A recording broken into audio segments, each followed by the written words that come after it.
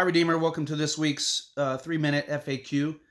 The question for this week is: how do we, Redeemer Church or any church really, determine a music style for music worship? And the answer is we really don't. We don't determine that. It's determined by uh, just the culture that you attract or are in. So recently in the survey we sent out, someone had made a suggestion that we would have more hip hop or R&B in the music selection, and I actually knew who it was, and we talked about it, and he was kind of tongue in cheek, joking about it, but he was also like, why not? And the short answer is that our musicians don't do that. We don't. This is not our approach. We don't take a production approach, and really um, to music or preaching. So when we approach preaching, we want to coach it in terms of the craft and in terms of the doctrine, but not in terms of style. We can't.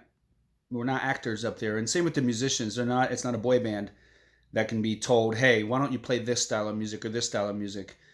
And so really it's determined by the people you attract, by the culture you're in.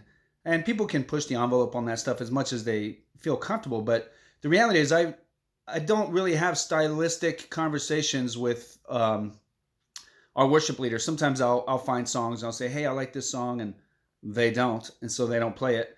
And what the way we select worship leaders is really based on competence and character and culture, right? So number one, can they sing? Can they play music? Can they lead a band? Can they order a service?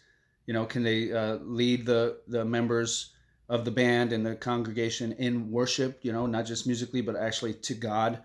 That's competence. And then character. Who are they? Do they walk with God? They're not perfect, but is this a person I'd say, hey, look to them and follow their lives? Yeah, and then culture, right? Do we get along? Do they jive with Redeemer's theological emphases? There just seem to be a fit here. And once they are approved on those things, then they can play whatever they want. Really, these things, like I said, just manifest as a part of as the culture you're in. There's not a lot of control to that. So, if we want to see more hip hop and R&B in the worship service, then we're going to have to reach people that produce that kind of music. So there it is, 3 minutes. See you later.